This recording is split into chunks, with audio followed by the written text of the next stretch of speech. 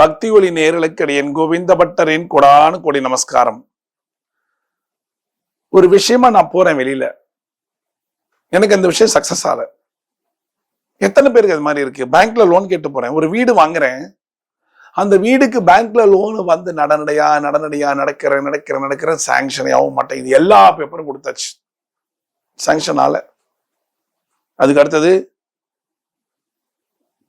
தங்கம் வாங்கணும் நினைச்சுக்கிட்டே இருக்கேன், பணம் சேர மாட்டேங்குது. எவ்வளவு பேருக்கு இந்த கவலை இருக்கு? அடுத்தது பிசினஸ். நான் பிசினஸ் ஆரம்பிச்சிட்டேன், ஆனா இந்த பிசினஸ்ல சக்சஸ்ங்கிறது இல்ல. கொரோனாக்கு முன்னாடி நல்லா இருந்தேன், கொரோனாக்கு அப்புறம் விழுந்தவன் தான் திரும்பி எழுந்திருக்கல. இந்த பிசினஸே மூடிட்டு போயிடலாமா? அதுக்கு அடுத்தது கடன் கொடுத்துட்டேங்க, நம்பி கொடுத்தேன். ரொம்ப ஃப்ரெண்டு, நல்லா பேசினான், உடம்பு சரியில்லை கொஞ்சம் கடன் கொடு, 1 லட்சம் ரூபாய் கடன் தான், தூக்கி கொடுத்துட்டேன். திருப்பி அந்த பணம் வரவே இல்லை. எவ்வளவோ ட்ரை பண்ண ஆள் எங்க இருக்கானே தெரியல. அதுக்கு அடுத்தது ஒருத்தர் கேட்டார்னு ஒருத்தர்கிட்டேருந்து வாங்கி கொடுத்தேன், இப்ப அவன் போயிட்டான், நான் மாட்டிக்கிட்டு உட்காந்துருக்கேன். இந்த கவலையெல்லாம் இருக்கா? இதுக்கு எல்லாமே ஒரே ஒரு பரிகாரம். அந்த பரிகாரத்தை உங்களுடைய கடன் அடைகிற வரைக்கும் சொல்லணும், உங்களுடைய கடன் அடைகிற வரைக்கும் சொல்லணும், செய்யணும். சொல்ல வேண்டாம், செய்யணும். சும்மா செஞ்சா போதும். பணம் சேரும், தங்கம் சேரும், எல்லாமே சேரும். 3 இடத்துல இந்த பரிகாரத்தை செய்யணும். என்னென்ன இடம், எப்படி பண்ணணும் கேட்டீங்களா?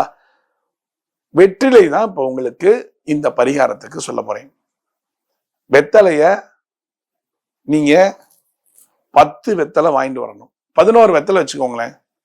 11 வெத்தலை வாங்கிட்டு வாங்க. 11 வெத்தலை வாங்கிட்டு வந்துட்டு உங்க வீட்டுல பாக்கு இருக்கா? பாக்கு வச்சுக்கோங்க கையில. நான் சொல்ற ஐட்டம் எல்லாம் உங்ககிட்ட இருக்கணும். என்ன தெரியுமா? ஏலக்காய், கிராம்பு, பச்சை கற்பூரம், ரைட்டா, தீர்த்த பொடி, சந்தனம். இந்த 5 ஐட்டமும் உங்ககிட்ட இருக்கணும் எப்பொழுதும்.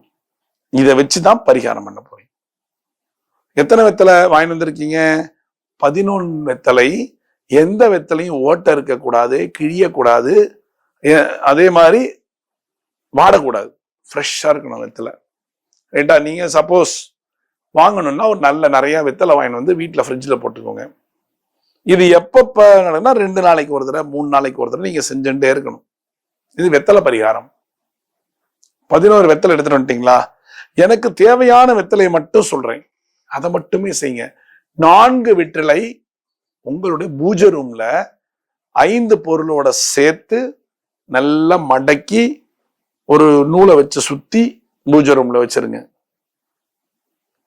3 வெற்றிலை எல்லாத்தையும் வச்சு சுத்தி உங்க சமையல் ரூம்ல வைங்க. 2 வெற்றிலை எல்லாத்தையும் சேர்த்து சுத்தி உங்களுடைய பேக்ல வச்சுக்கோங்க. இது பேக்ல வச்சுக்கிறது ஜென்ஸ்.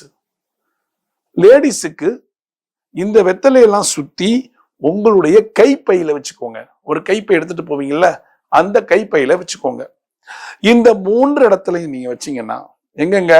பூஜை ரூம்ல, அதுக்கு அடுத்தது சமையல் ரூம்ல, உங்க கைப்பையில, இந்த 3 இடத்துலையும் நீங்க வெத்தலையை வச்சுட்டோ 4, 3, 2 வச்சுட்டு பாக்கி வெத்தலையை ஃப்ரிட்ஜில் போட்டுருங்க. இந்த வெத்தலை 2 நாள் 3 நாள் வாடாம அப்படியே இருக்கும். அதுக்கப்புறம் வாடி போயிடும். வாடி போனோடனே திரும்பி இந்த வெத்தலையை தூக்கி போட்டு வேற வெத்தலையை எடுங்க. அதுல இருக்கிற பச்சை கற்பூரம், ஏலக்காய், கிராம்பு எதையுமே யூஸ் பண்ணக்கூடாது, போட்டு குப்பையில போட்டுருங்க. எங்க? சமையல் ரூம்ல வச்சதையும் பூஜை ரூம்ல வச்சதையும் இங்க உங்க பேக்ல வச்சதையும் தூக்கி போட்டுருங்க. திரும்பி ஃப்ரெஷ்ஷா மாத்துங்க. இது 2 நாளைக்கு ஒருத்தர் நீங்க செஞ்சுட்டே இருக்கணும். எப்படி அப்படின்னா, உங்களுடைய பண கஷ்டம், மன கஷ்டம், எல்லா கஷ்டங்களும் போய் நிம்மதியான ஒரு வாழ்க்கை வர வரைக்கும் இந்த பரிகாரத்தை செஞ்சுட்டே இருக்கணும். இது வெற்றிலை பரிகாரம். இந்த பரிகாரத்தை செய்ய செய்ய செய்ய உங்களுக்கு அவ்வளோ பெரிய ஒரு விஷயம் நடக்கும். அவ்வளவு பெரிய விஷயம் நடக்கும். காம்பை கிள்ளக்கூடாது, அங்கேயும் கிள்ளக்கூடாது, கீழேயும் கிள்ளக்கூடாது. அப்படியே வைங்க. வச்சிங்கன்னா அவ்வளோ பெரிய ஒரு விஷயம் உங்களுக்கு காத்து கிடக்கு. இன்னொன்னு, இந்த வெத்தலைகள்லாம் நான் இங்க வச்சிருக்கேன், அங்க வச்சிருக்கேன், இப்படி பண்ணியிருக்கேன்னு யார்கிட்டையும் சொல்லக்கூடாது. சொல்லாம இருந்தாதான் இந்த பரிகாரத்துக்கு வேல்யூ. ஒருவேளை உங்க வீட்டுல வந்து பாக்குறாங்கன்னா அவங்களுக்கு சொல்லலாம், உங்க கடனடையும், நீங்க தேவையில்லாத கொடுத்த கடன் உங்களை தேடி வரும். இந்த இந்த பரிகாரத்துக்கு இதுதான் பெஸ்ட் பரிகாரம். வந்தாங்க, வீட்டுல வந்து பார்த்தாங்கன்னா அவங்களுக்கு சொல்லலாம்.